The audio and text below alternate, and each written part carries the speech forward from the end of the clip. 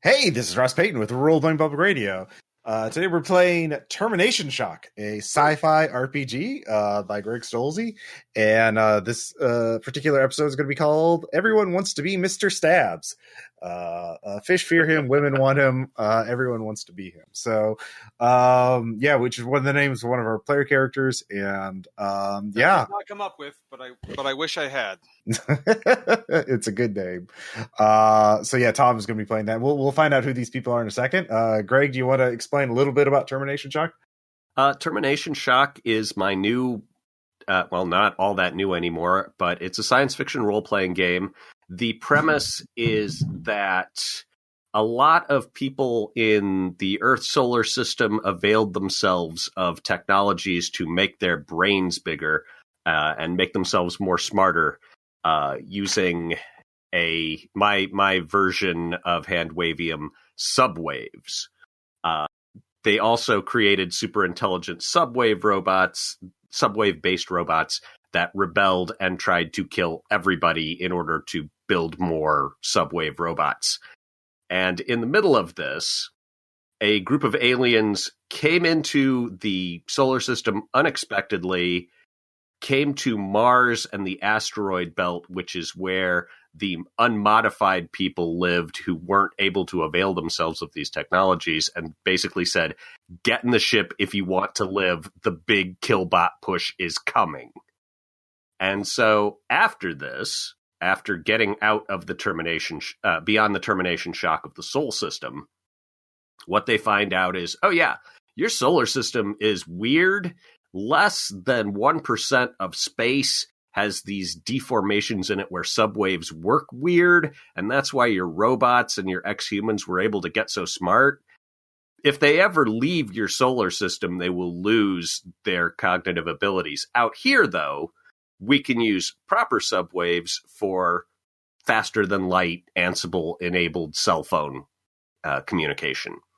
And so the alien rescuers were really just sort of a disorganized constellation of do-gooders who thought, it would be a shame if natural humanity was wiped out of the universe. They have interesting culture. But they had very poor planning for what to do after the rescue because it was all very rushed. And so the default setting is ignorant human refugees trying to make their way in a very cosmopolitan cosmos full of aliens where the post-scarcity economics are not evenly distributed. And so for, to that end, the characters we've got set up here are the Dimka family, which is, you've got the patriarch, Mukisa, who was actually born on Earth way back in 1990. Hello, I'm very old. And I find it utterly fascinating. Yes, Mr. Stabs was an alien who helped rescue them. A convention with names of non-humans is that everything is done through translation software. So when you introduce yourself to an alien, you would say, "Oh, hello, my name is Ross Payton," and they would give you an alien name. So it would be like, "Oh yeah, that's Runs with Podcasters." And anytime an alien met you, you'd say, "Hi, I'm Ross," but they'd hear, "Hi, I'm Runs with Podcasters." This is how Mr. Stabs came to be known as Mr. Stabs. He is a pred alien. They are about the size of a medium-sized dog, but they're from a much heavier gravity world.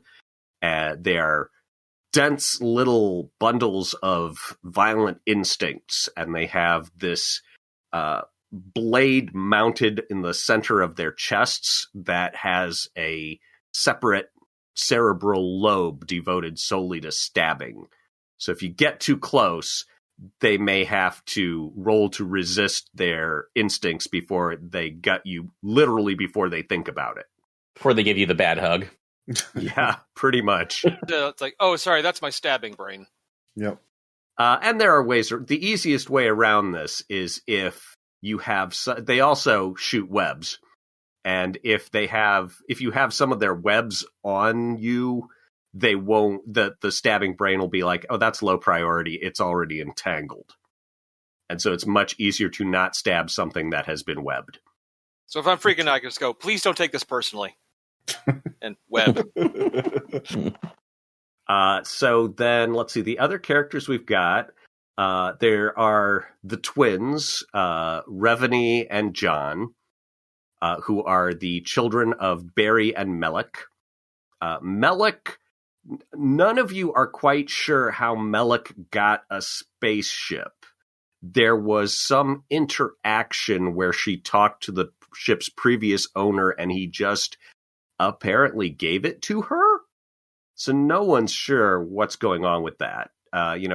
Clearly it's not like she had anything he particularly wanted, and he is just a convention because the previous owner was a non-sexualized alien. But yeah, she got a ship for her family, which is her husband Barry, and her kids John and Revany. And Revany is the kids are twins. Mm-hmm. Revany is everybody's favorite. She is the mechanic on the ship, and John is sort of the. I don't know, John. What would you say? I'm doing my best. There it is, folks. You need passion, John. Yeah. I mean, I patch everybody up together. They'll like me then, right? If you got a sucking chest wound from Mr. Stabs, I can help with that.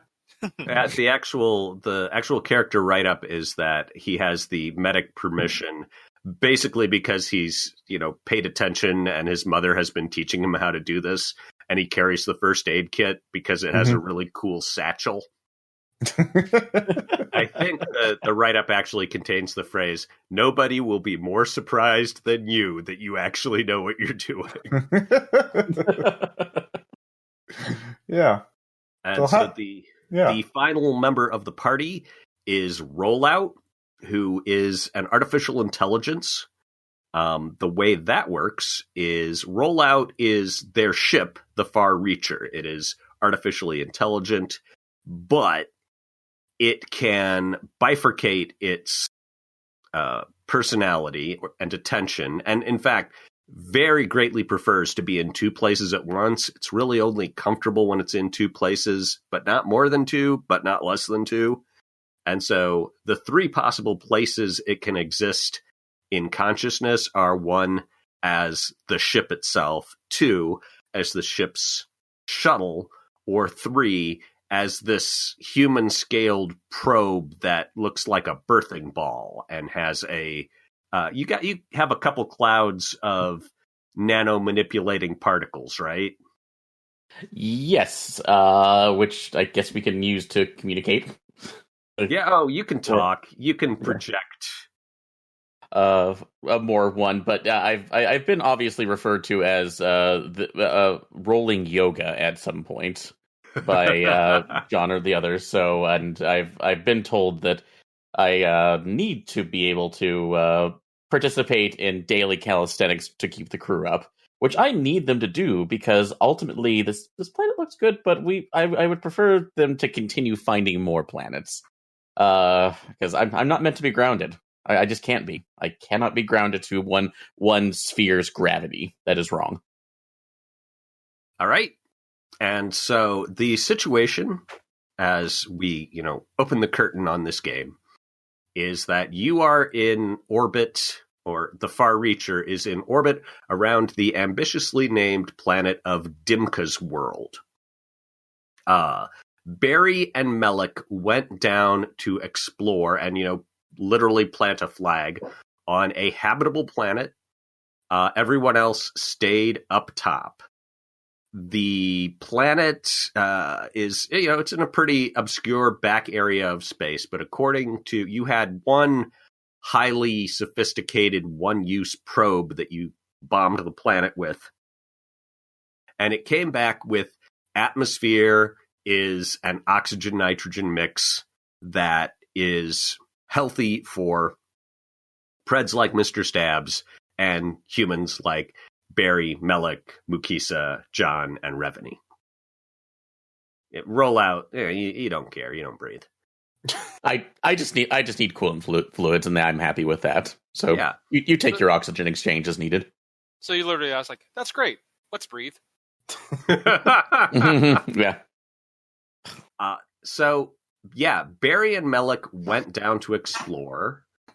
They had a four-wheeled vehicle in the shuttle with them. They call it the truck, sensibly enough. It looks sort of like a pickup truck, you suppose. And they drove off, and they have not come back.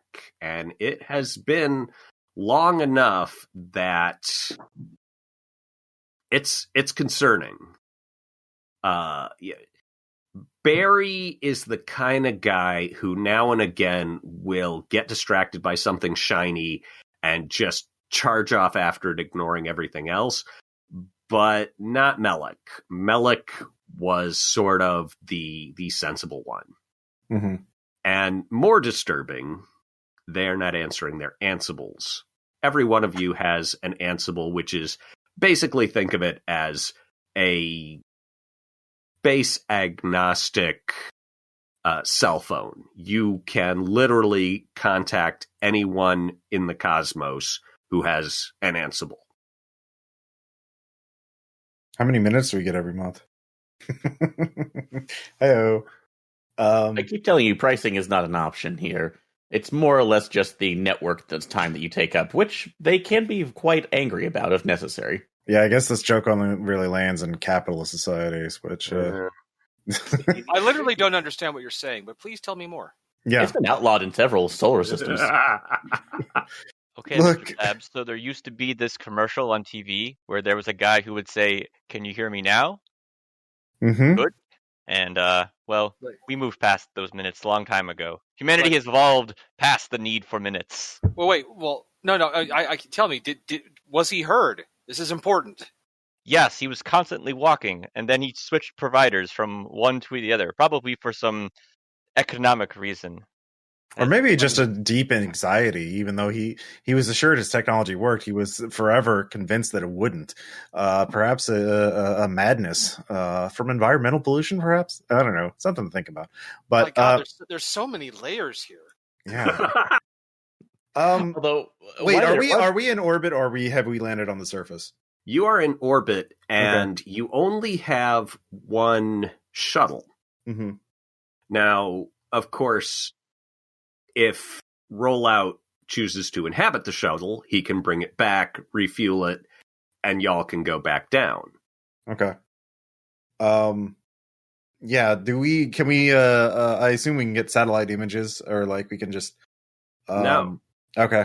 From the ship. There are no satellites. I mean, you've surveyed it from orbit, Yeah. and you've got a pretty good map based on the probe you sent down. It went in this shallow descending orbit and kind of took pictures of everything before augering in and, setting down fairly gently, exploding into a cloud of much smaller scanning material that spread out cheap, fast, out of control style and beamed back a bunch of hot stream of data until it all ran out of battery power. So, yeah, you want to hear the little text box about Dimka's world? Sure. Absolutely, All right. yes. So, Dimka's world is not great. It does not have very much metal. Corrosive pseudo-fungi are very commonplace. But humans can breathe there without filters or bubbles. There's no fauna. And eventually, if you work at it, you could probably get a terraformed dome up with very little issue. The gravity is better than Mars, where you're from. Its orbit is a very fat oval, so seasonal variance is mild. About 90% of the planet is underwater, but there are these very large wet plains where it's water, but the depth is, just a few inches or up to 5 feet. So those are common. And then there's deeper ocean adjacent to them. Mm-hmm. It's very smooth, so it's probably very tectonically stable. It's got thick atmosphere and 5 moons, so you've got a lot of protection against meteor impacts. Again, with that atmosphere, it's you're going to be safer from solar flares than you were on Mars for sure. Mm-hmm. One of the moons has an okay agglomeration of iron and nickel. The rest of them, again, it's just crap. So yeah, the atmosphere, non-toxic to humans, though there are some pretty complex long-chain polymers floating around. With the information that the probe sent back, does it actually relay any minerals or possible changes in the magnetic fields that would block transmission from the ANSIs? Ansibles don't get blocked by little things like electromagnetic phenomena. Okay, so there's, as far as we tell, there's nothing that could have shut off the signal on the planet. I mean, Barry and Mellick could have shut off the signal, but there are Ansible dead zones. Earth was one, but it's not common to.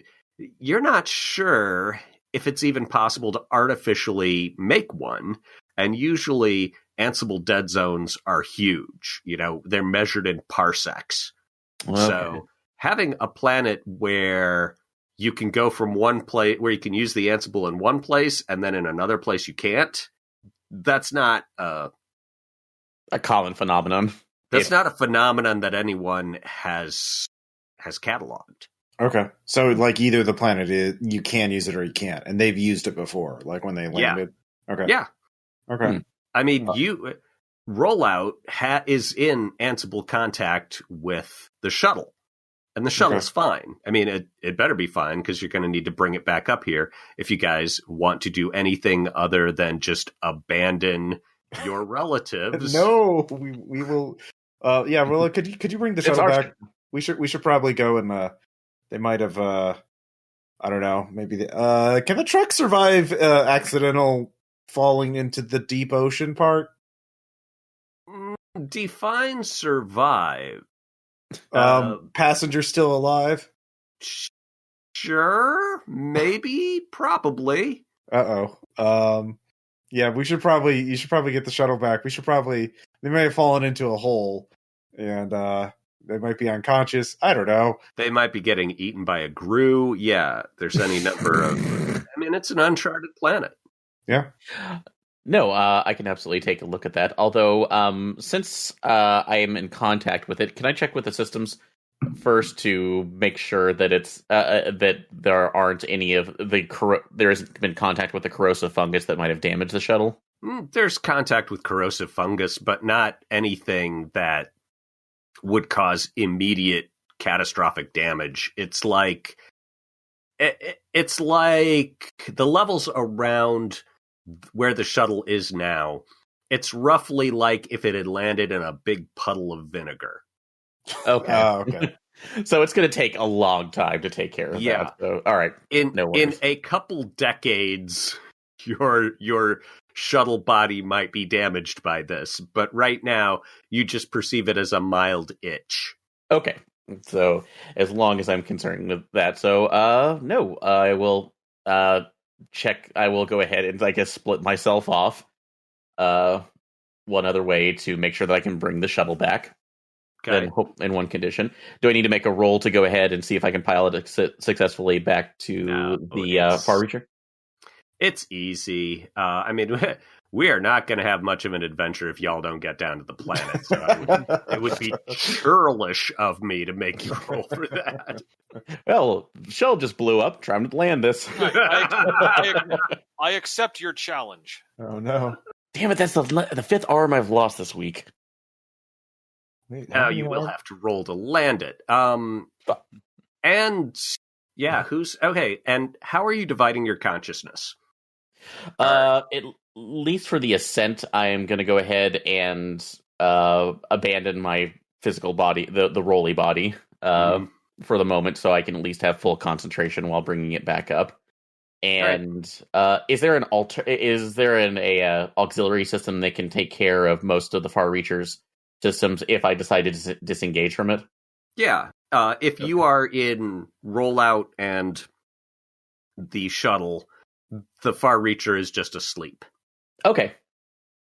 So it is possible that even when you are inhabiting the Far Reacher, someone could make you do things with it that you do not choose to do.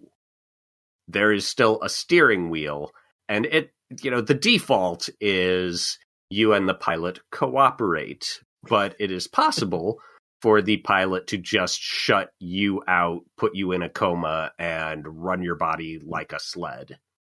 Elon Musk didn't design this spaceship. There's actual buttons that we can press.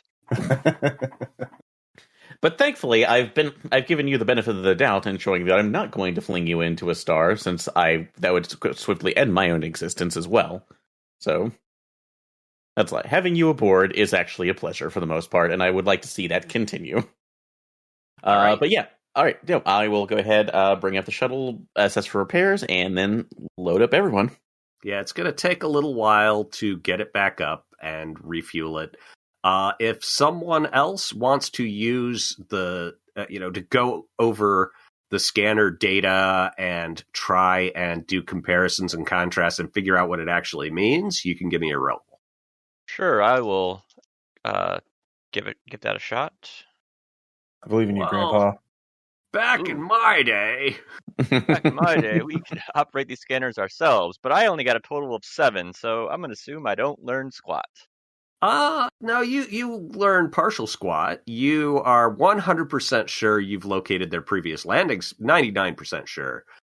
It is clearly one of the easiest and safest touchdown and liftoff spots on the planet. So, there it is.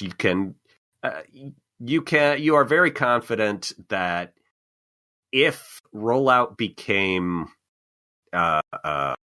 incapacitated, let us say, you would still be able to navigate to the landing spot. Great. So this shuttle only goes, it lands and it goes to space. It's not one of the fancy kind that you can fly around like an airplane. So you're going to need to land it, and then y'all are walking. Or So more of just a glorified dropship then. Drop ship at a ship, drop and lift off ship. Yeah. Yep. Okay. What do you want? You want a sports car in space? Is that what it is? Why don't we have the Fantasticar? That thing crashes all the time. No. All right. So yes, Rollout brings the shuttle back. You all pack up the gear that's listed on your character sheets and get in, strap in.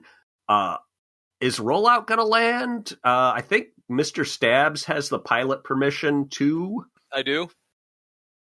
All right. How are you guys doing that? Well, since the elder Dimka is on board, a crash landing would most certainly put him in danger, so I'm not going to trust anyone but myself. Thank you, Mr. Stabs. I'm quite confident in your ability to fly this shuttle as opposed to this machine. I mean, it's like the machine is our friend, but do not worry. I will. You will stay alive. I promise you. You realize the machine is all around you, and I'm aware of my own movements more keenly than you are. Yes, and you are aware that my wife and 2 sons were killed in front of me by machines. So that is enough of that. Wow. Yeah, the people from Mars are pretty traumatized by AIs and robots. It wasn't just one of these very basic, we're just going to kill you, throw you in the hopper, and repurpose your mass. The killbots, they played with their food. We'll just put it that way. Oh, no. So everyone has a little bit of trauma, but, they have overcome it to greater or lesser extents. In Mukisa's case, it's a bit of a lesser extent. All right. So, but Mr. Stabs is landing this thing. Give me a roll. Because some weather has kicked. Oof. Oh my Wow. Well, there we go. I think somebody's gonna have to take over. That was a 5, by the way.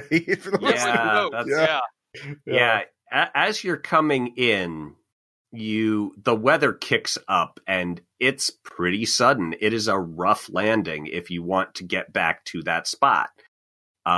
Everybody on board takes 2 points of physical exhaustion.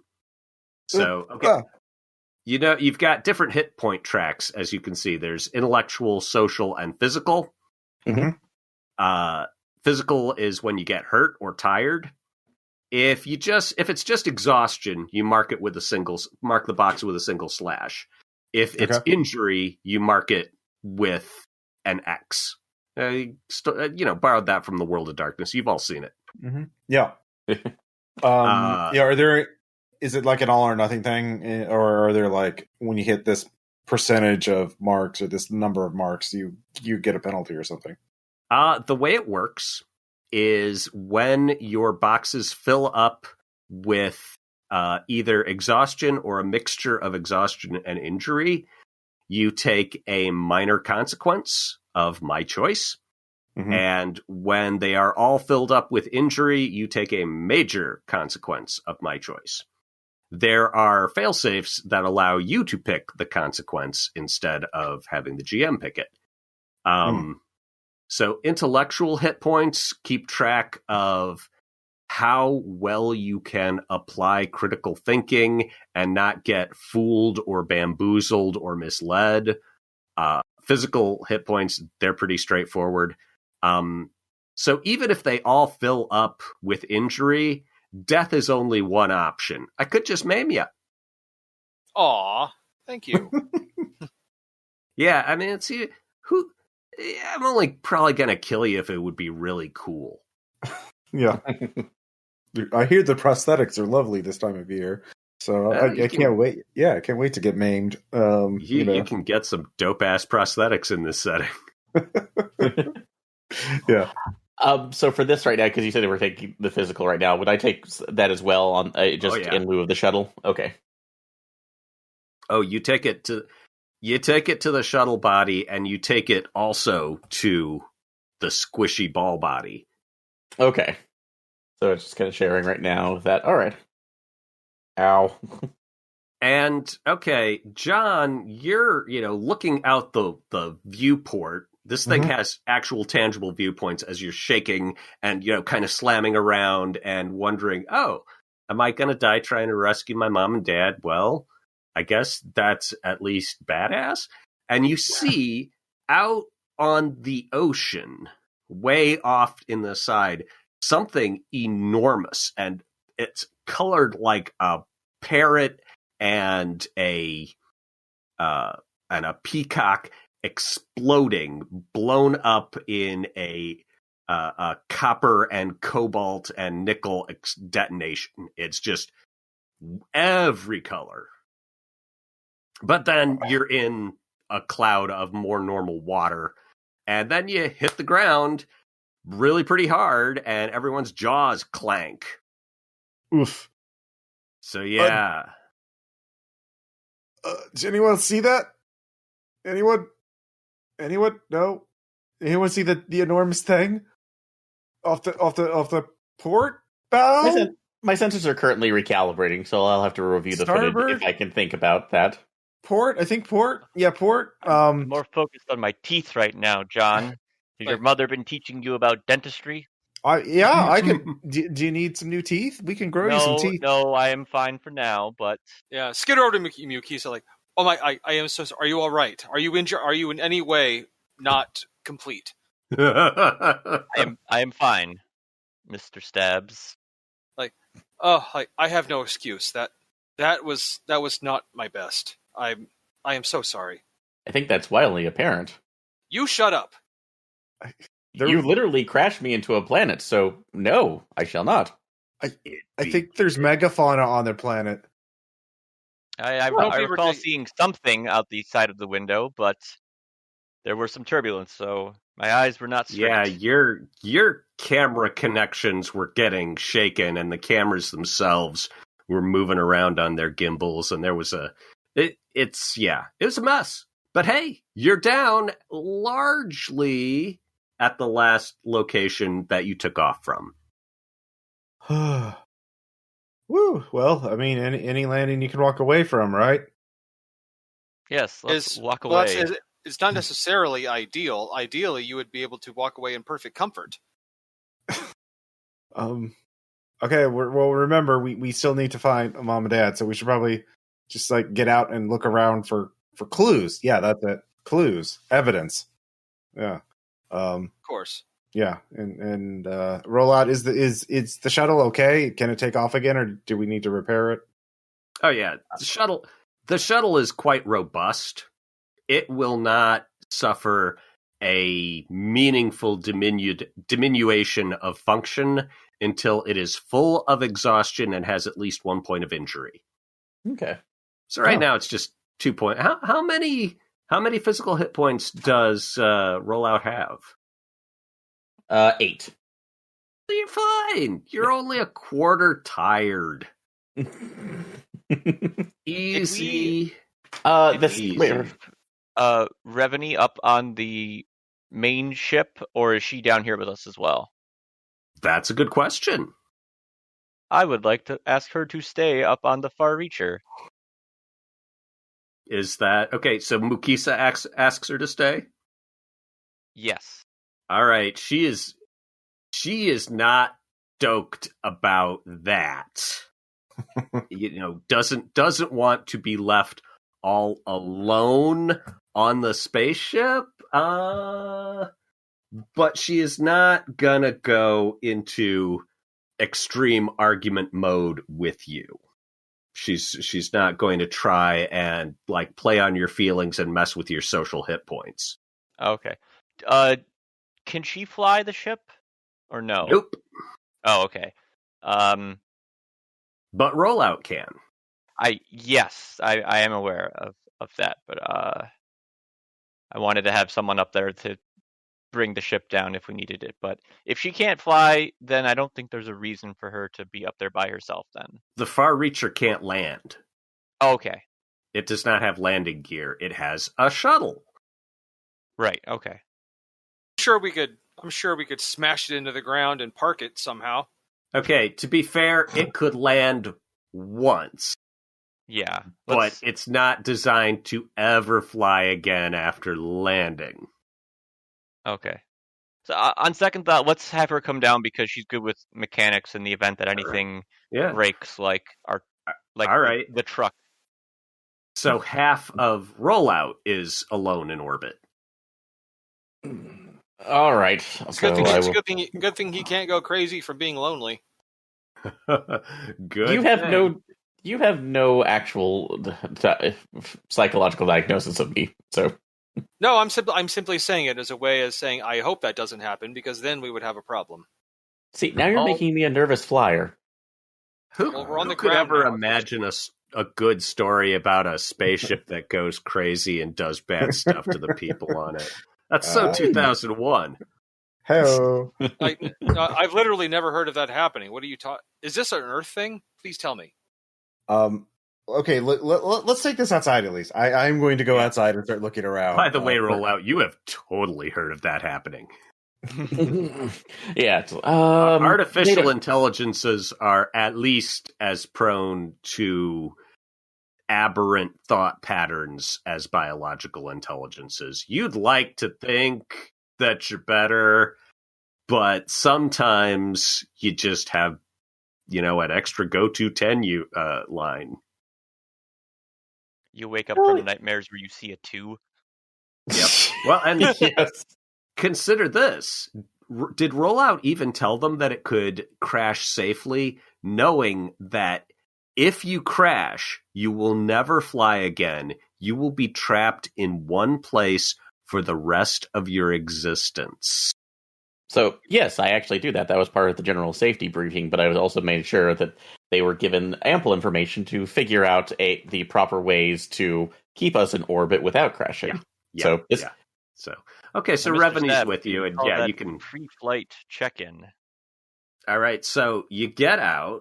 All of you have a spacesuit. The question is, are you going to keep them on? Well, Rollout doesn't have a spacesuit. Yeah. Are you keeping them on, or are you taking them off? And keep in mind that you have been breathing the same air for months. To humans, the interior of the Far Reacher now smells like a zoo. It is awful. And in the spacesuits, it is like that, but much more concentrated. It's like if you take every breath through your own armpit after working out. Like, does it is this a thing that I noticed too? It's different for you. Preds don't have a sense of taste or smelling, but you have these breathing slits and they itch because of the impurities in the atmosphere. Yeah, I'm gonna have this spacesuit in the shuttle, so I can go and put it on if I need to. Because are the spacesuits like waterproof? Like, I mean, can we use them to dive if we need to? Yeah, and you can put the spacesuit on and just flip the helmet open and inhale sweet fresh air. Yeah, I'll do that then. Because air. But yeah, I'm gonna look around for tracks. First, we have to rhapsodize a little bit about how good this planet smells. Oh my God, you have never smelled anything that smells as good as Dimka's world. Consider the situation of someone born on Mars where all the atmosphere is reprocessed except for maybe a few terraformed places that smell like dust. Like if you stood in the desert and inhaled hard through your nose. And now for the first time, you are like, it's like walking through the woods in the spring in the Pacific Northwest. And there are these smells like you don't even have words for what fresh vegetation smells like. If you had taken any intellectual damage, you would be able to repair it just from smelling this. Oh, give me that good. Yeah. This is nice. Maybe we should set up like a base or something here. You are considering making this planet your home. That's why you've named it after yourself. Though, of course, some people in your party are less happy about that. Mukisa, what are you doing breathing wise? I am breathing deeply and remembering my early life back on Earth before the atmosphere became too polluted to not require some sort of breathing apparatus for assistance. This is not like Africa, but it is closer to your childhood in Africa than anything you've experienced as an adult. Please be wary of microbes and germs and germs. They could be dangerous here too. Yes. The scans say this is safe for now. Yeah, there's not a lot of trans-species disease vectoring. There is nothing that can make a human sick that will make a pred sick.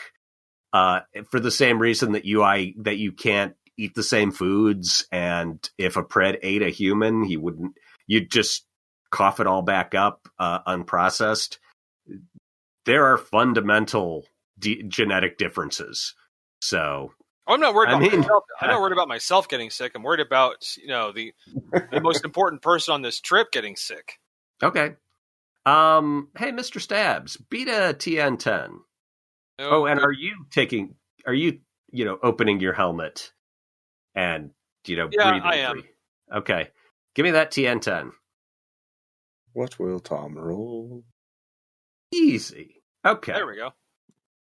Yeah, you get there. Everyone else is sort of mucking around and sinking in an inch, but you have iron bones and are from a high G world, so you're dense. You weigh a lot for your size. And so when you get in, you sink a little bit deeper than everyone else does. So, but you can keep your. Probably what you do is just sling a piece of web up onto the side of the shuttle and pull yourself up. Yeah, it's like, be mindful of the ground. Please. Oh. Mm-hmm. You doing okay there, Mr. Sabs? Like, oh yes, most comfortable indeed. Just, but if anyone finds themselves sinking, please scream out in fear, as you do. Am I Mud spinning like out? back on Earth. Yeah, you are not. You have the opposite. Rollout has the opposite problems, but for the most part, you're heavy enough that you can sink through the 1 or 2 inches of water and sort of spin. It's like when you're on slush and you gun the engine and it spits up behind, but then you get moving. You're doing that now and again. So yeah, I'll just make you guys roll stuff whenever I feel like it. Aw, thank you. Anytime I get bored, you may get stuck. That's fair. Do I see any of the truck tracks? This is John. Mm-hmm. Give me a roll, and you've got you've got those fancy ass goggles, right? I didn't see that, but let me check again. It's on your equipment list. Oh yeah, I do have goggles. Yeah. Yeah. All right. Yeah. Give me a roll. 12. Okay, that is easily enough to spot the tracks in the muck under the water. And you can see it's way off that away.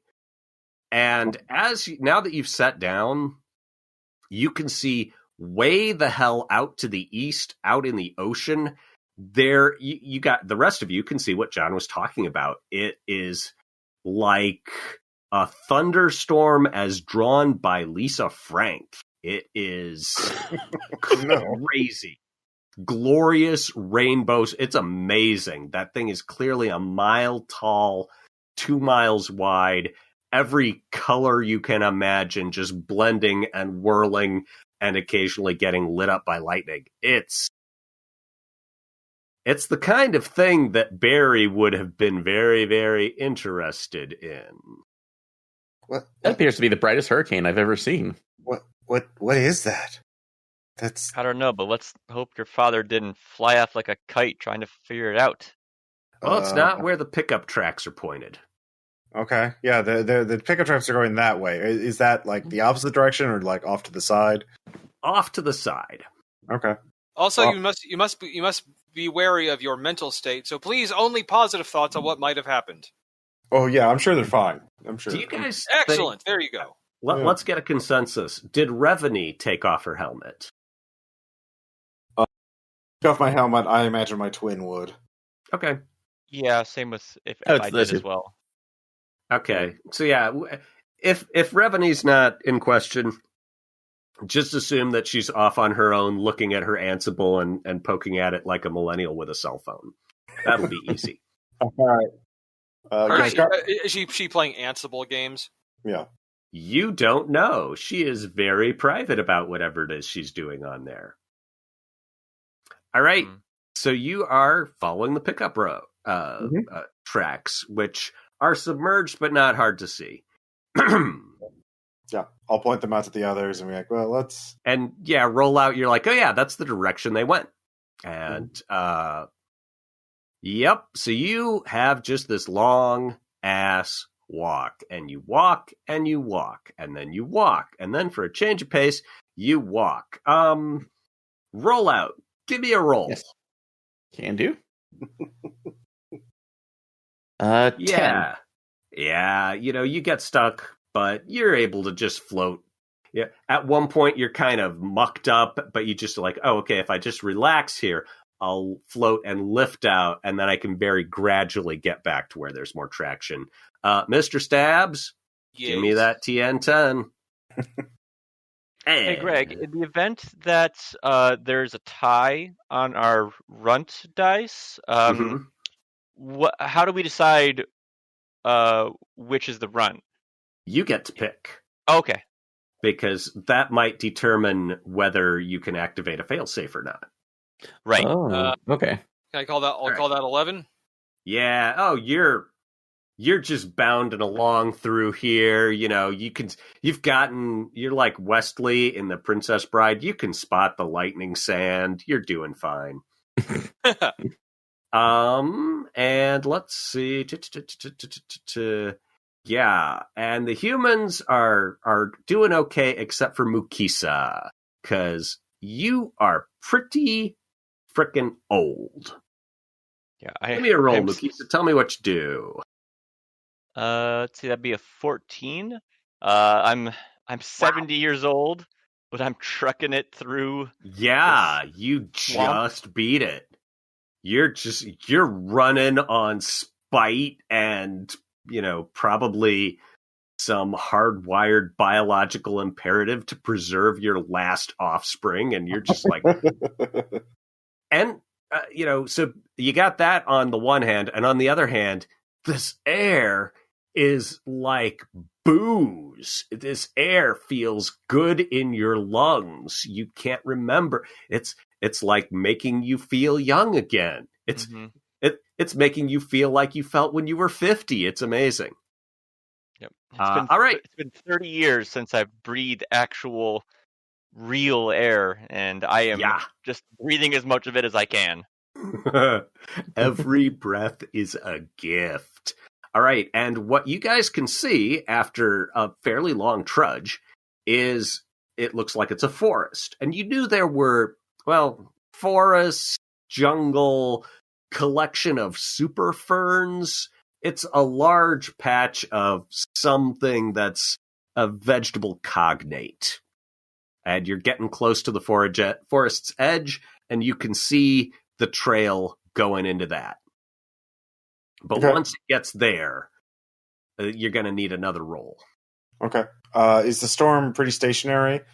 Storm's way off behind you, yeah. It seems to be staying out at sea. Okay. Though it could make landfall at any second. Awesome. Everything is awesome. Yeah, apparently. We're fine. Everything's fine. They just got so focused. They forgot all about us. That's why. I'm sure their Ansibles are, or maybe their Ansibles just ran out of battery. No, I'm sure that's possible. We're all fine. Yeah. How are you? I will, of course, continue to pick up the trail in the forest with my goggles. And I got a 10. Or an 11, sorry, actually. Okay.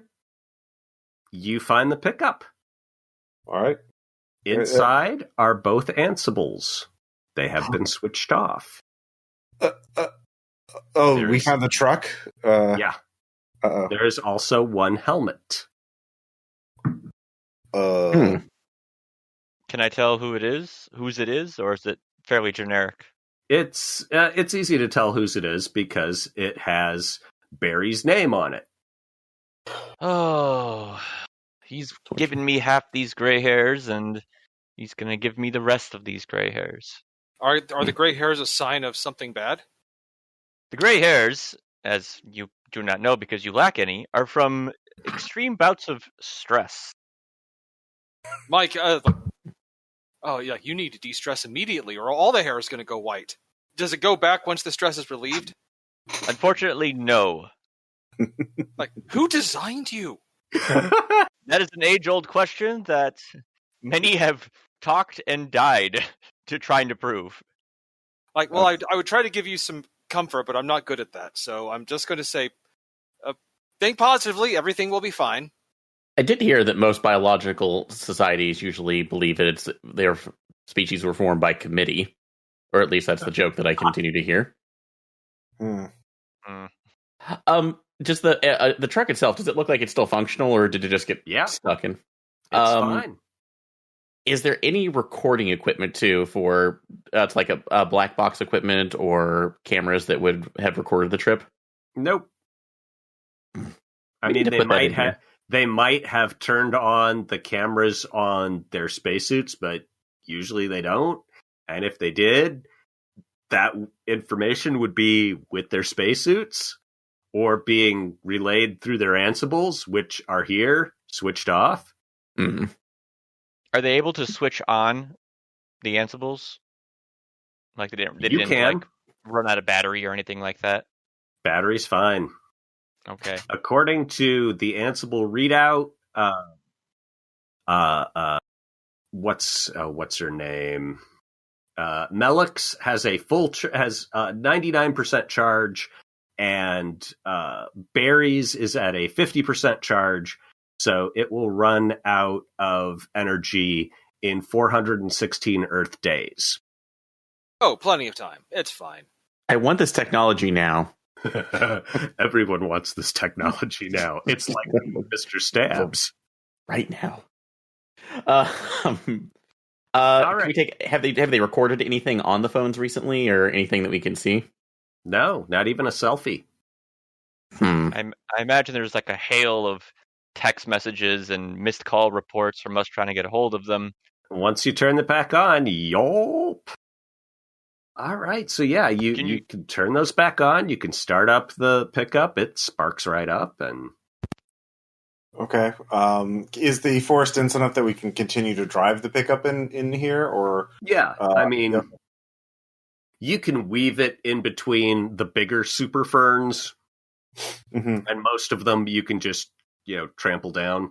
Well, I will look for tracks first, for footprints to see if they walked off somewhere. If they're I don't know how visible they are, but let's find out. 15. Oh, you got the eyes like a hawk.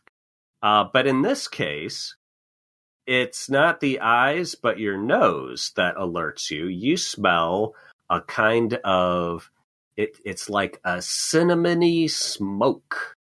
And squinting off in the direction upwind, you can see a little thin trail of smoke off in the distance. Okay. Well, there's smoke in the distance. That's a sign. They may have set a fire for some reason. Well, let's follow our nose, John. Well, we might as well take the truck there. I'll pilot it. Everyone get in. I'm sure this will be fine. Get in. Mind the blade. Oh wait, no, you're the pilot. Actually, you're maybe Rollout. Do you want to pilot the truck? Rollout probably can. Any of you can pilot the truck. It's not like piloting a spaceship. Okay. And Mr. Stabs would probably be safer in the back cab. Yeah, that's where I'll be. That's where I'll be. Okay. Well, then I will pilot the truck. I'm going to be in the front seat because you're still. Yeah. You haven't gotten your official Earth driver's license yet, or Martian driver's license. It's not. No one's. What? Okay, Granddad. Sure. 7 o'clock and 2 o'clock. Yep. Those are real things. Sure. Yep. Studying for the Olympus Mount ID is important. Yep. I vaguely remember why you would call them 10 o'clock and 2 o'clock at positions. You just say 30 degrees and 300 degrees. It's fine. But no. All right. Here we go. All right. So yeah, you're driving along a Rollout. Mm-hmm. Mm-hmm. Where are your consciousnesses? Currently they are split between the shuttle and the and this body right now. So okay, I'll because we're overseeing repairs just to make sure that we can still lift off. So the ship the ship up in the upper atmosphere is in sleep mode. Mm-hmm. Okay, so you are aware that 2 aliens are guardedly approaching the shuttle. Ooh. This is it. There. Do I have any external cameras or anything that I can see to look at them? External cameras. Okay, so I just make sure if it was just a sensor package. What do they look like? These types of aliens. They're called sleeves. Picture a giant worm about the size of a minivan, or between the size. They range from the size of a Cooper Mini up through a minivan. Oh, God. There are 2 of these. One unusually large, but not like weirdly large. Just like meeting a 6'2" dude. and one kind of small, like meeting a 5'1" dude. So there's the big one and the little one.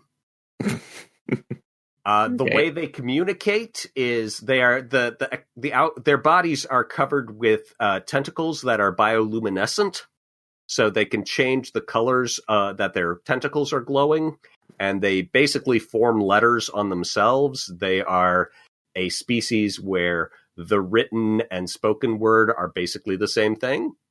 Okay, so if I were to, do they have audio processors? Could they actually understand? Okay. They are certainly not native to this planet. They are a developed species. If they're here, they probably came here on a spaceship that they drove. That, or they're the cave-manified descendants of sleeves that crashed here long ago. You don't know. But you can certainly communicate with them from the shuttle. Yep, I'm a xenologist. So you don't know they're there unless... Yeah, I haven't told anybody just yet, but I will go ahead. We have some visitors near the shuttle. So they appear to be sleeves.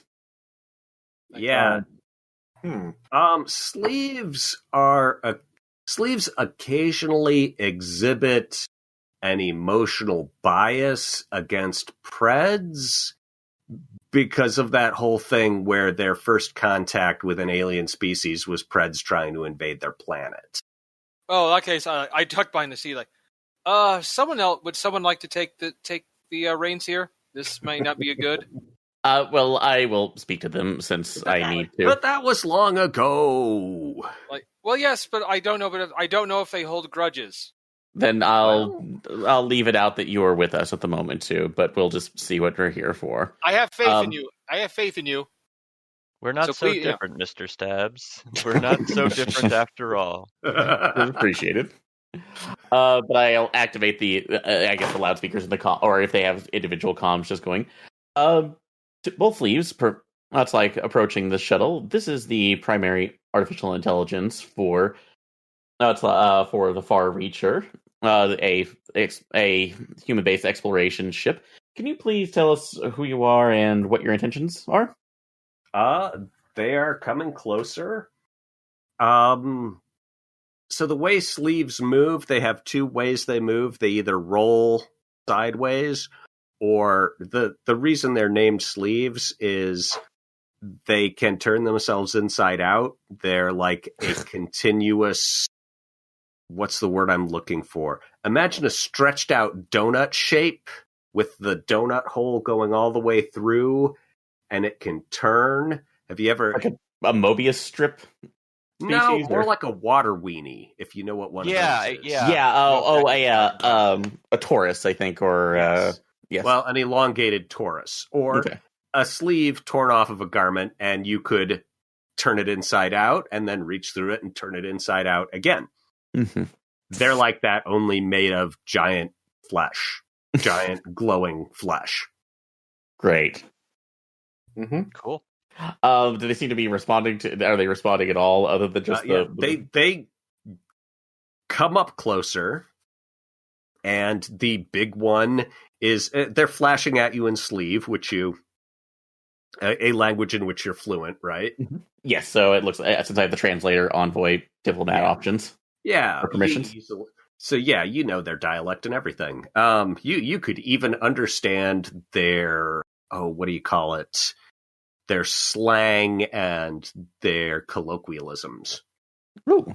And what they're saying is, who are you?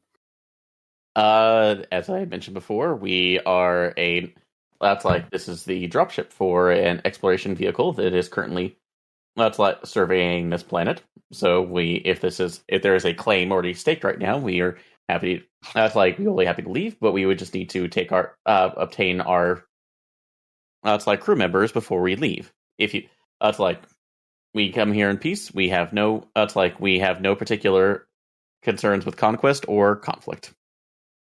We would like to leave this planet, flashes the little one. How long have you been here?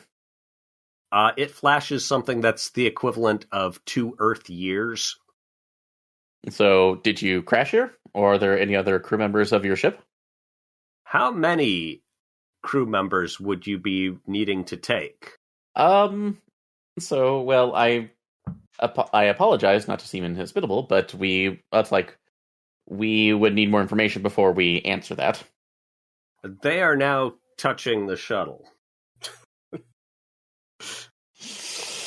I guess a little bit. Please remove please remove any kind of appendages from the shuttle at this time, as this is current property of the Far Reacher, and will not take any other passengers other than the registered crew. But we are in need. We require you to remove us from this planet. We have been stranded here for a long time. The situation is untenable. If you can, maintain a respectful boundary and tell us and explain your situation, I can describe that to the current crew, and we can make an informed decision. Are you representatives of any governing body or organized constellation of individuals? So, and I'm assuming by constellation of individuals would be like a species government. So, and you're just gonna say no, we're just a gang. Okay, I'll just say we are an independent exploratory vehicle. Okay, and they sort of squirm off by each other and sort of press up so that they can flash at each other without you being able to see the lights. Ooh. So I will actually communicate this back. I'm communicating everything back and just giving a real time for the rest of the crew. But silently I say to them, I'm concerned that they may want to steal the shuttle, and I may want to prep a brief launch just to get them out, get it out of the way. Oh, are you willing to kill these dudes? I do not want to. Is Rollout willing to fry them like throwing a couple crickets on a barbecue? Because that's what a launch would do. That is an absolute last resort, but I am having to play that option as I'm not certain what their needs are. All right. In the meantime, the rest of you are coming up on a dimly guttering but extremely smoky fire. And, as you're getting close, you see two figures stand up and start waving. And they're waving their arms over their heads. Both of them have... one of them has his helmet off, the other has her helmet open, and it's your parents. Unless you're Mukisa, in which case it's your son and his wife. Or unless you're Mr. Stabs and Rollout, in which case it's those people. It's the people you came down to find. And It's the other humans. Yeah. Yes. Totally not saying it like the other white meat. Yeah, humans are indigestible. Oh, that's nice. Thank God. The potted meat of the universe. Oh God. Well, indigestible to Mr. Stabs and to Sleeves as well. Yeah, I'll take it. You're not sure about whether scavs could dissolve you with their body acids and derive nutrients from the resulting goo. They're really good at that. You know what? I'll cross that bridge when I get there.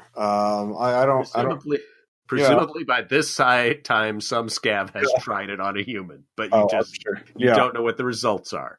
But yeah, you've rolled up, and there they are. It's Barry and Melik, and they are sure happy to see the truck. And you guys. And hey! They rush out and are hugging their kids. What do you say to them? Hey, Mom, Dad, come on, let's get out of here. Apparently, there's a couple of sleeves who want to get off the planet. We should get back to the shuttle to go talk to them. Okay, yeah. We couldn't find the truck. And you left your ansibles behind. Well, and your helmet behind. And John or Barry just looks at you and he's like, he puts his hand on your shoulder and he's like, son, sometimes when you're a couple, a man and a woman, a husband and wife, there are times you want privacy. Oh. You don't want to have your kids. Oh.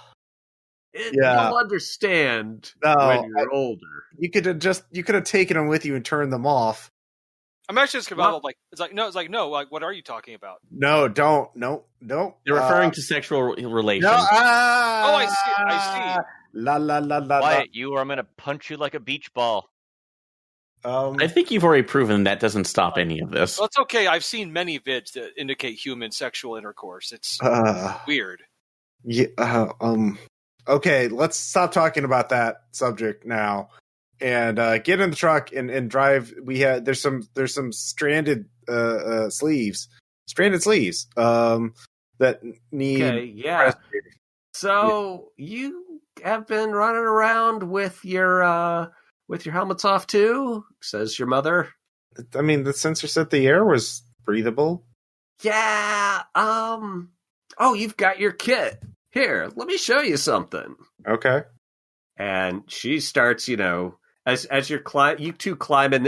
It's one of those double cab pickups. Mm-hmm. I mean, all it's really missing is the Texas Longhorns on the front.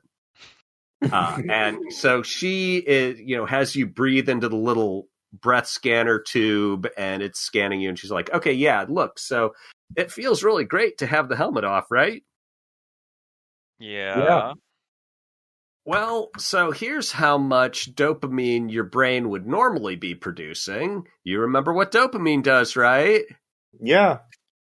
Makes you feel good. And so shows you, the normal dopamine level. And here's your dopamine level. After several hours of exertion on the planet. Uh-oh. It's like, now here's my dopamine level. And she blew at it. Boom! So she's like, yeah, so what we think is happening is that there's a psychoactive mold or something around here. The other thing, do you remember how you got to the truck? We walked? Do you remember that? Or are you just sure that's what happened? And as she says that, you're like, oh yeah, it does kind of. You remember getting out, and then Rollout spun, and then was there a jungle? It was, yeah. And you have this, and you realize that the reason you're feeling extremely tired is that most of the last several hours are a fog. And you can see that the sun is off on the horizon, and it's sinking pretty low, but you're like, it was way up high not too long ago when we left the shuttle, like 15 minutes ago? That can't be right.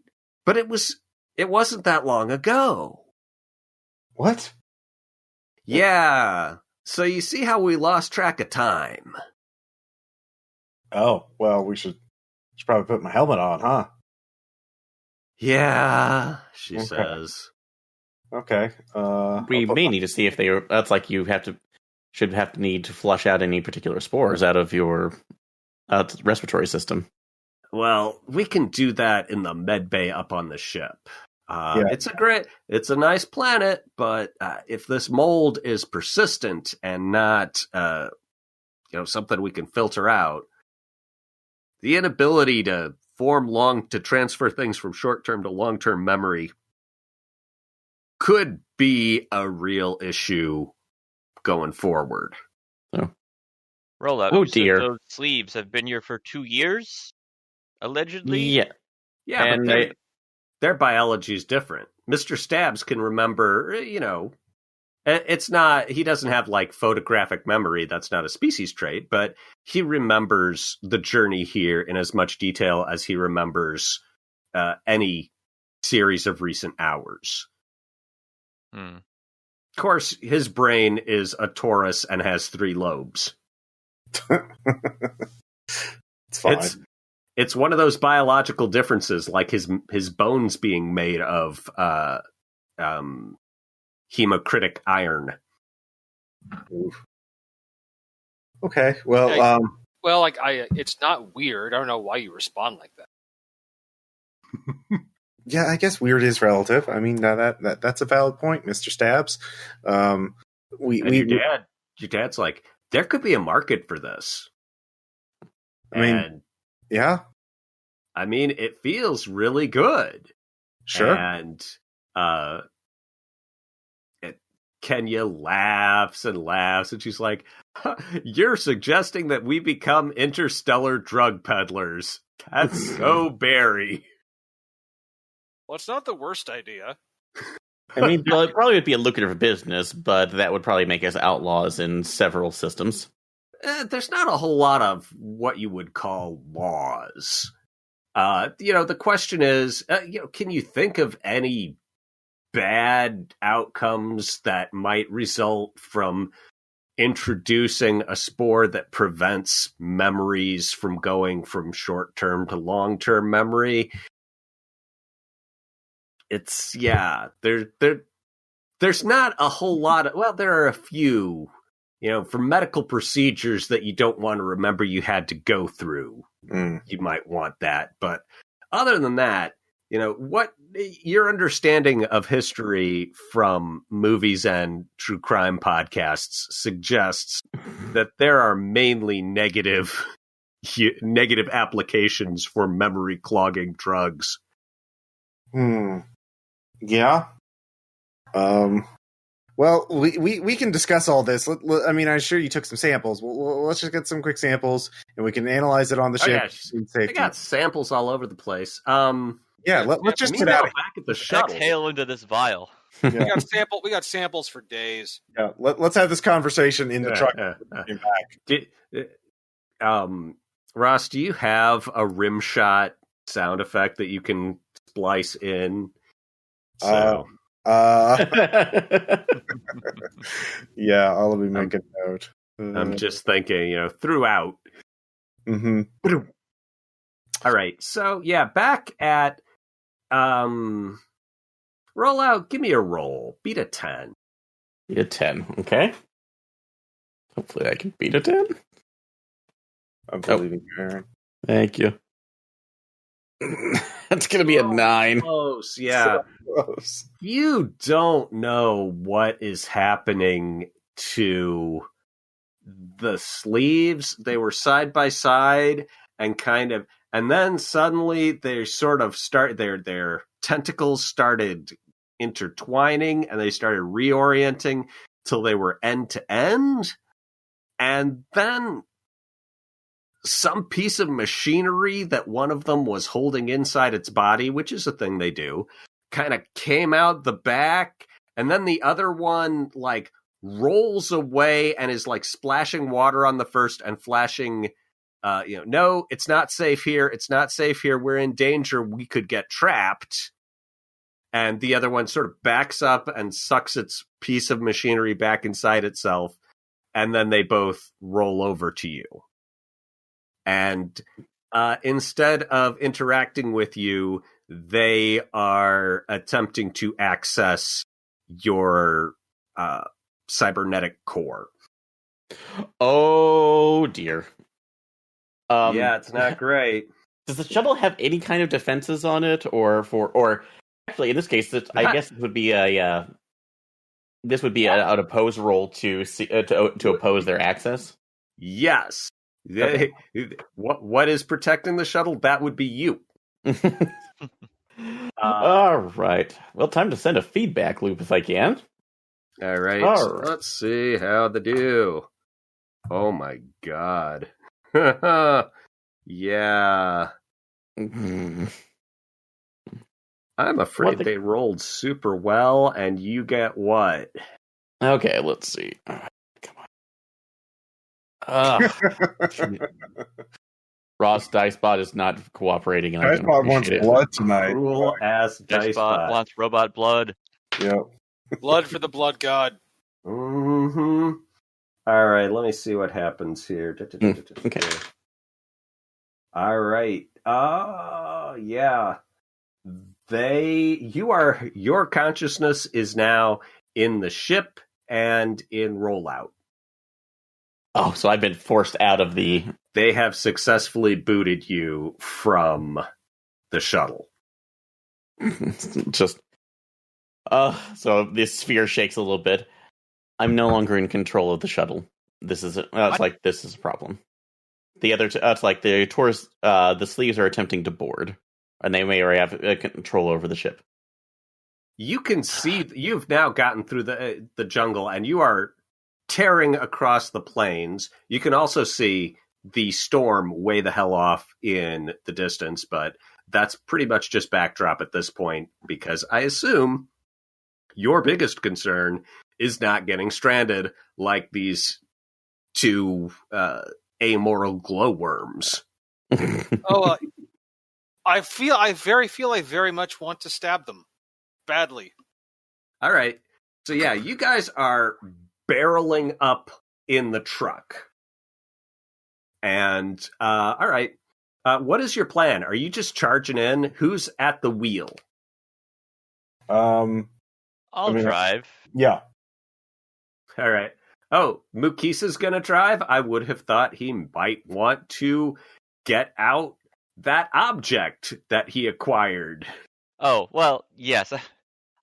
Someone else drive. I will pull out my molecular debonder. Like drive with extreme assertiveness. Yeah. All right, so who's driving then? I'll be driving. Okay.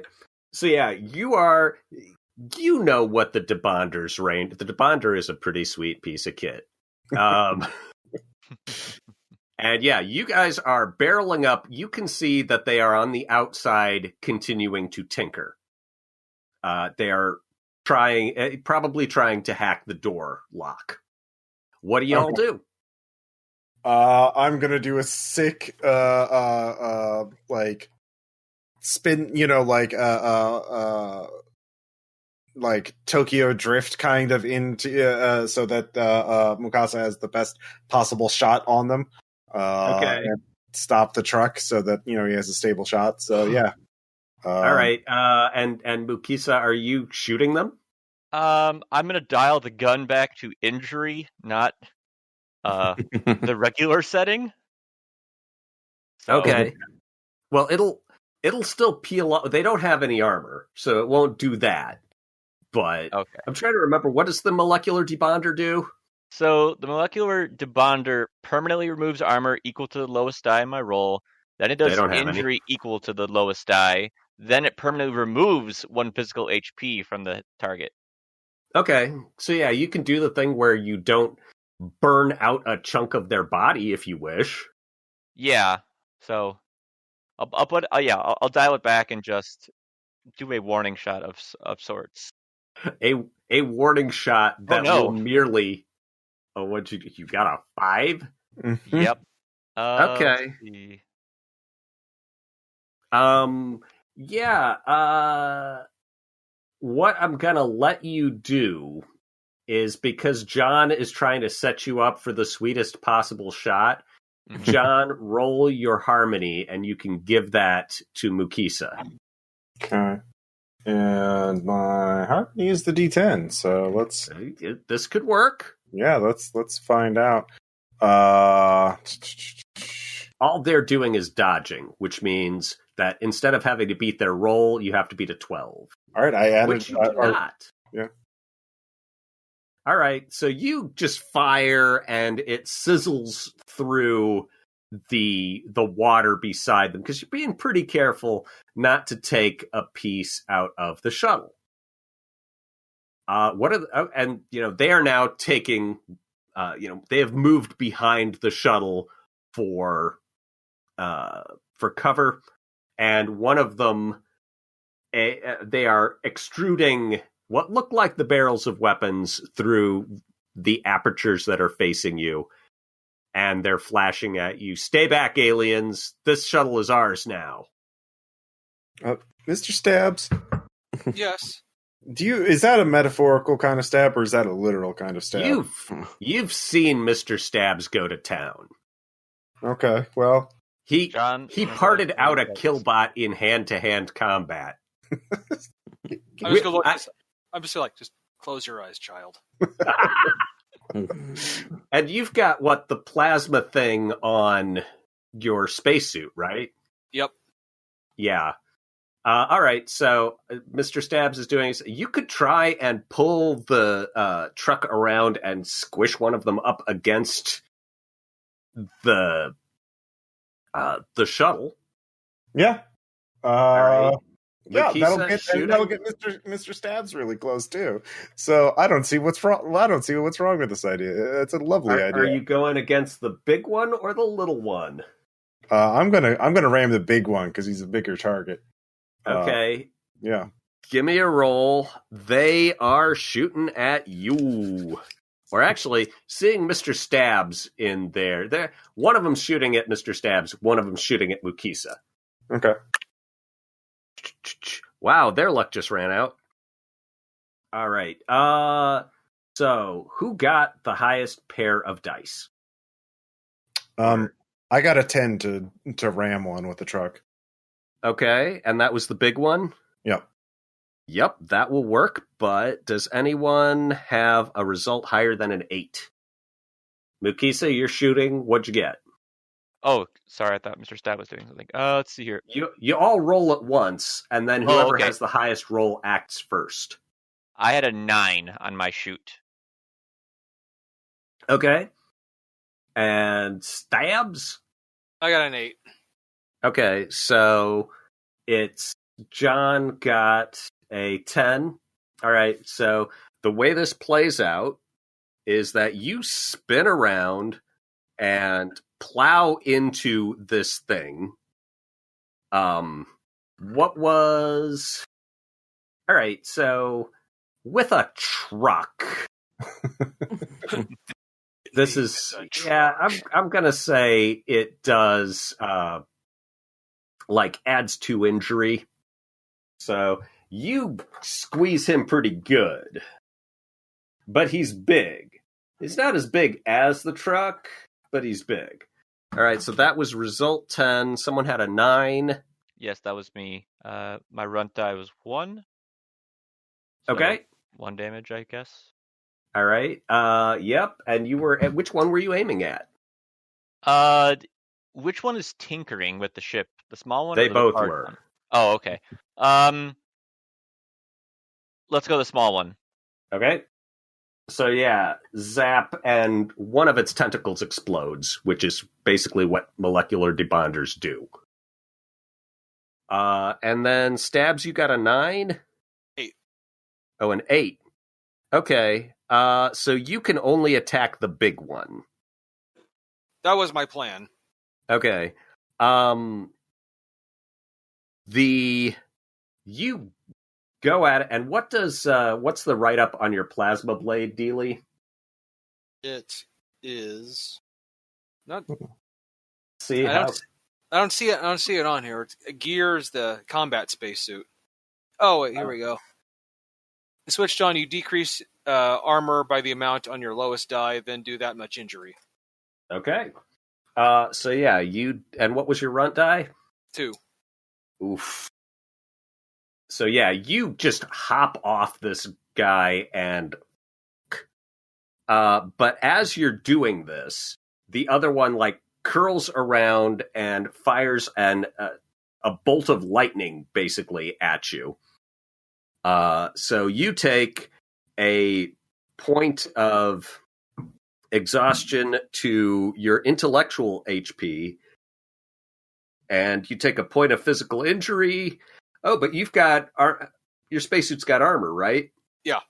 So you don't take any physical injury, but you take a point of intellectual exhaustion, and you take a -1 harmony penalty because you've been lightninged, and when your bones are made of metal, lightning is not good for you.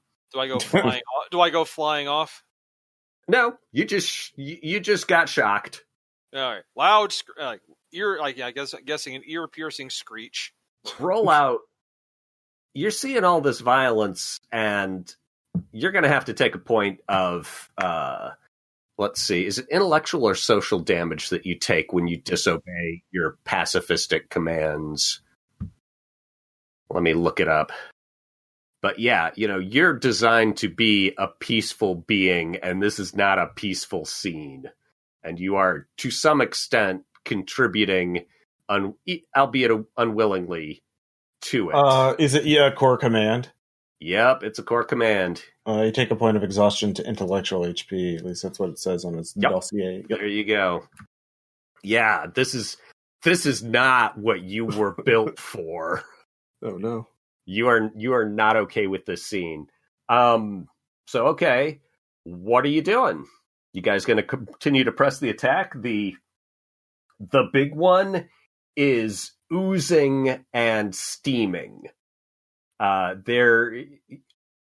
Stabs got through the outside and can now see the inside. He has created a hole through both layers of its exteriors.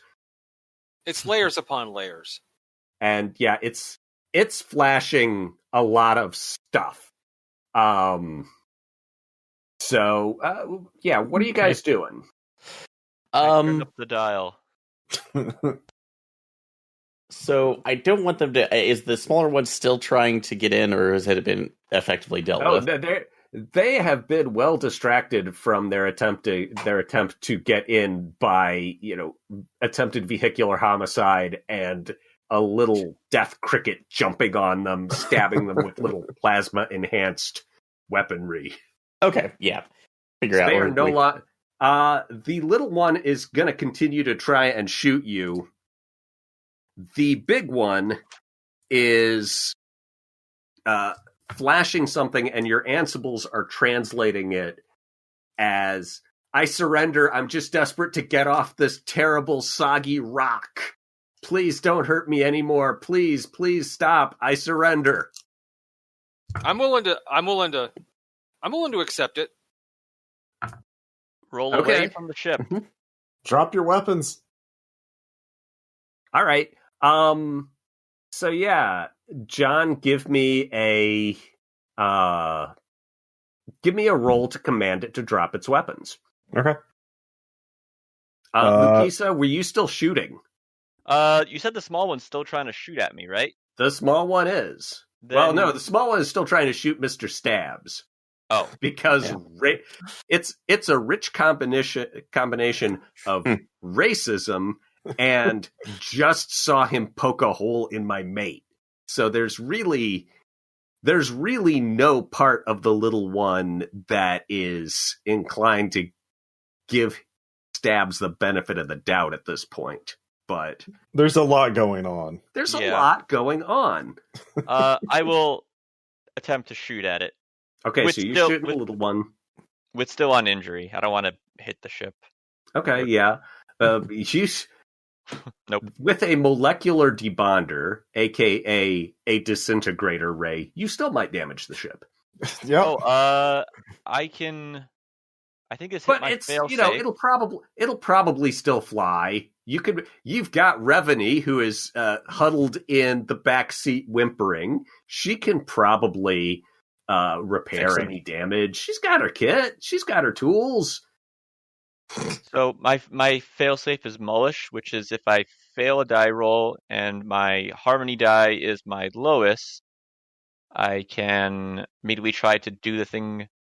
Oh, it's if my next roll would. Yeah, that's only if you fail. I rolled. Well, my total is a 4, so yeah, you failed. You missed. Your shit. That shot is gonna hit that storm way off in the distance. Yeah.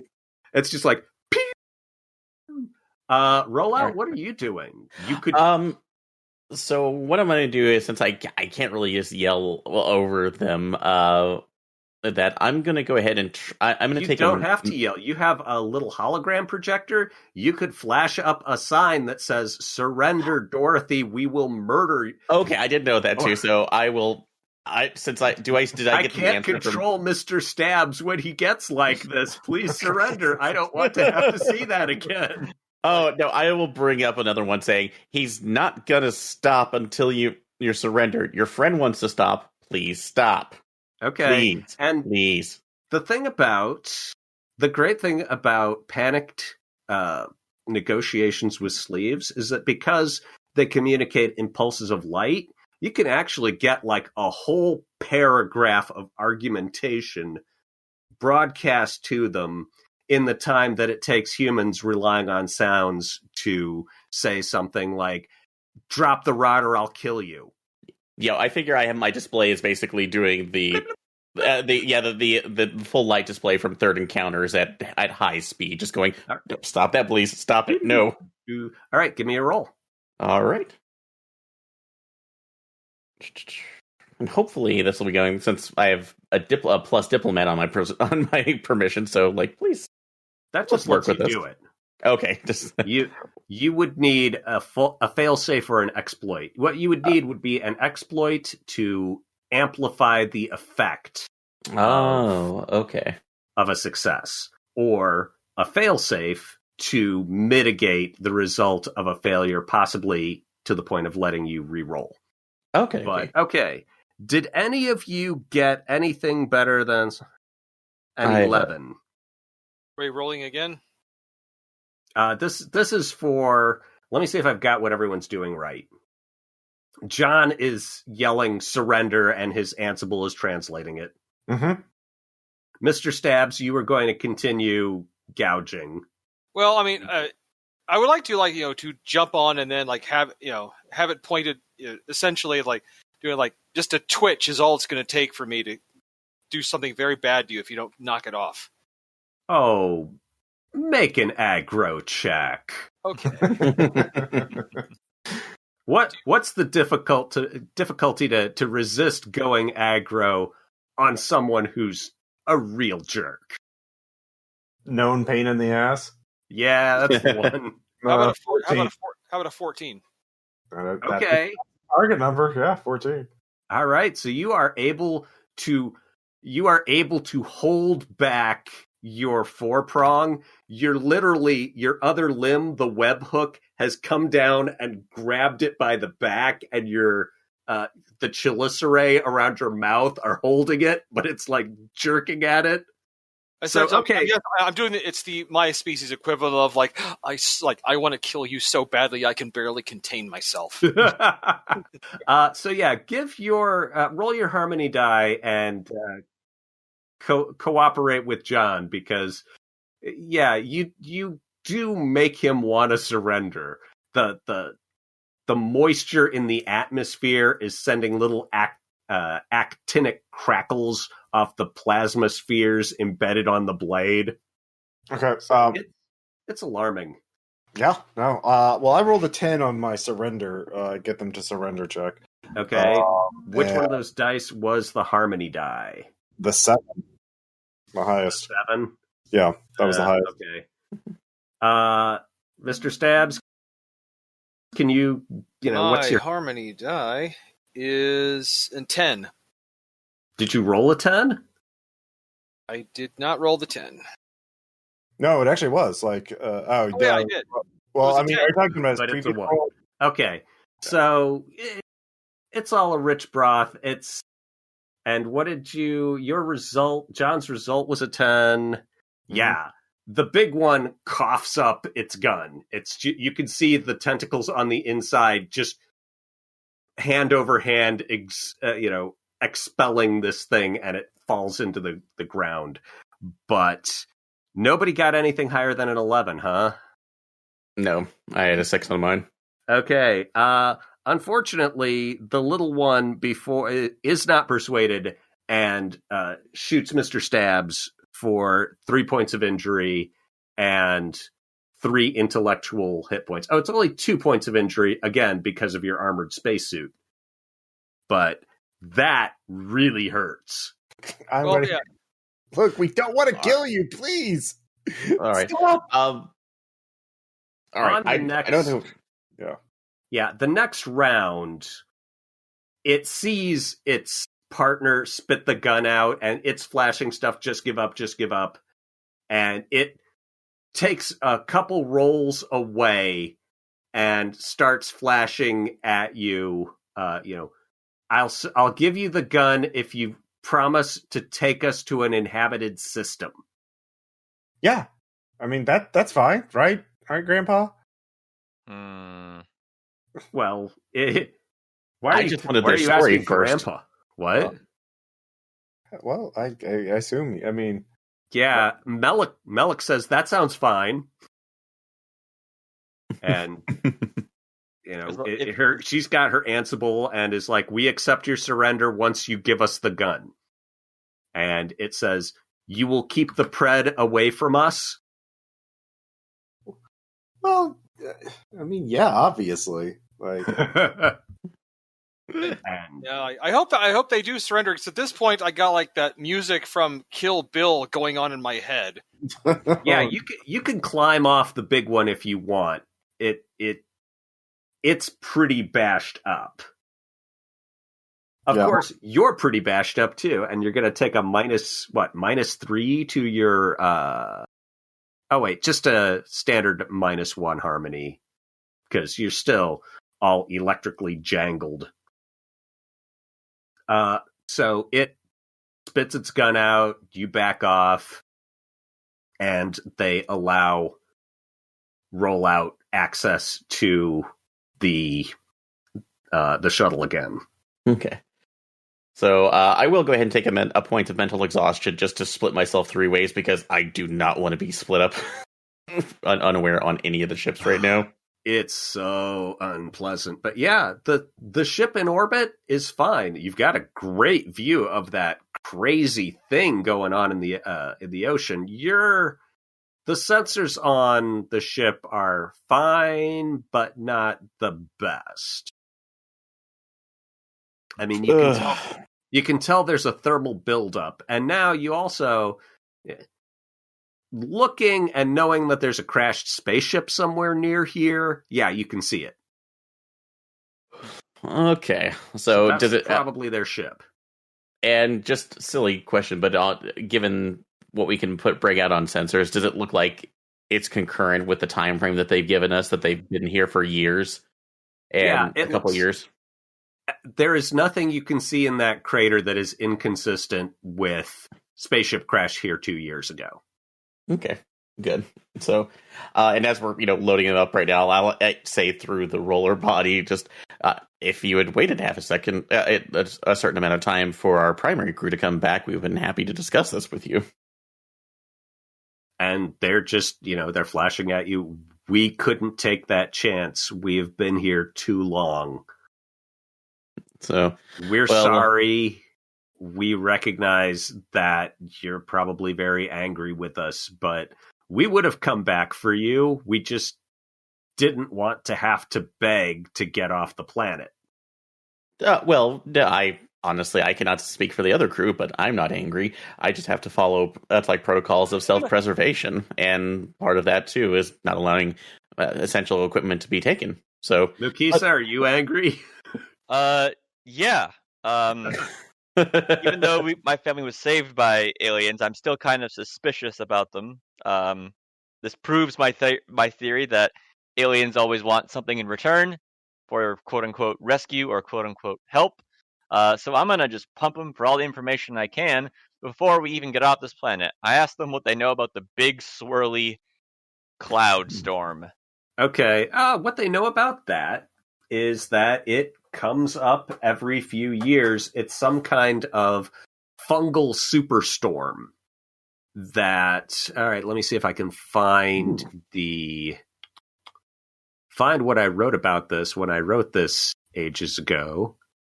But yeah, nobody really wants to go and check the storm because the need to rescue Melik and Barry is so imperative. No one goes to check this out.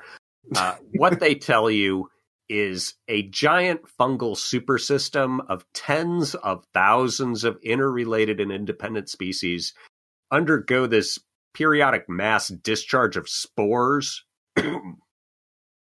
Due to their chemical composition, they're multicolored, and it is millions of tons of prismatic dust spread over countless square kilometers in an incredible natural display that happens around this time every. Well, let's see. They've probably only seen it once before when they came down before. Okay, all right. And it's steady I was going to enough. ask you about that, if that was inconsistency or if they were lying they to us saw it about when how long they've been here. So they were investigating it when they sat down, and because it's steady enough to produce weather effects, it disrupted their landing. okay. So yeah, it could be, Barry's looking at this, he's like, maybe it's just an effect of the mind-altering spores still in my lungs, but that looks like a hell of a tourist draw. So the psychedelic spore hurricane? The psychedelic sporicane. That's a good band. That's a good band name. I give him a look that can only be described as Red Foreman, like. He's like, get on the ship, dumbass. I am the ship. Quiet, other dumbass. All right. So yeah, the big one is trying to perform first aid on itself, but yeah, all in all, you've brought it to a successful conclusion. You're not sure. You have not answered the question of whether the spores that made y'all so happy and yet irresponsible, the sort of lotus eater effect, whether that is something that's just freaking there all the time, or if it's something that comes and goes and that you'll have to watch out for it, like, I don't know, rattlesnakes on Earth, or if it is a side effect of the psychedelic sporicane. And because neither of the sleeves are biologists, so they don't have any particular insight to offer. But yeah, the rest of you will have to come back and check it out later after you dump these jerks off somewhere that they can get back to their families. By the way, they are arguing that A, they own the planet since they were there first, and B, that the remnants of the ship are still their property, so you have no rights over them. Okay, how about this? If you don't sign over the rights to the planet, we won't take you. That's how much it'll cost for us to take you back. You can keep we'll let you have the wreckage of your ship, though. This is a coerced agreement. You also tried to attack us too, and steal our property, so we'll waive those charges. All right. Oh, by the way, since you're the first humans to meet them, you get to name them. Okay. So what names are you going to give these two aliens? Let's see here. Forest snakes. Rocky and Bullwinkle. Rocky and Bullwinkle. Yeah. How about Natasha and Boris? That's more their type. All right, which one's the Boris? little one's Boris, the big one's Natasha. Yeah. Okay. Naturally, yeah. All right. All right. So I didn't know you were going you'll individual. you will have merry arguments with them about, payment for you giving them this ride to the next inhabited system. But you do think that human beings are going to be pretty excited about Dimka's world. Yeah, for sure. But if they want it, they'll have to waive their rights. At least these Natasha and Boris will if they want to get out. Yeah. Yeah. So, they're willing to sign over the planet because you're the first humans they've seen. And so they're probably going to become racist against you guys too. Because it's like, I met a human being today and he shot off one of my tentacles. And rammed me with a truck. Yeah. Well, that's fair. They've had a tough go of it. But you know what? Maybe actions have consequences. So maybe. I wonder how much of those actions are influenced by psychedelic spores. Yeah. Let this be a life lesson. Hey, I'm talking about you. It wasn't me. It wasn't me, officer. It was them wacky spores. It's a mitigating circumstances. I can't be held responsible for my spore-based rampage. Spore page. Spore page. Yeah. Okay, so that was Termination Shock. Any questions about it? Well, Oh, that's good. yeah, It's really enjoyable. Yeah, Yeah. Thank you. Yeah, I'm running the Kickstarter for its first supplement now, which is all about aliens. So you can get, like the history of the Pred's planet and social development of the sleeves, and find out what exactly was going on when they started squirming around and then was like, no, not now. It's not safe. And what is that Kickstarter called? It is called Different Trouble. Different Trouble. And when this goes live, it'll be up on, and we'll have a link to that Kickstarter in the show notes. Yep. And thank you all so much for letting me run this on short notice. I really appreciate it. You've done me a true solid. No problem. I'd be happy to. Yeah. I was like, I love your work, Greg, and excited to have you on the podcast. So hopefully we can have you up on there again. Yeah, if I had thought things out better, mm-hmm. what I would have done is arranged this months earlier and written a scenario where you're going to Mars to rescue the humans, and it's all from the aliens' point of view, and there are these terrible communication barriers because they use Ansibles for translators, but Ansibles don't work in the Sol system. So it would just all they would have is a collection of movie quotes to communicate with the humans. Oh, is that where they got the "Come with me if you want to live"? Come with me if you want to live. Okay. I love it. See, that's the point I would love to have done the Close Encounters with the Third Kind. It's like, oh, this is a standard greeting. Bum bum.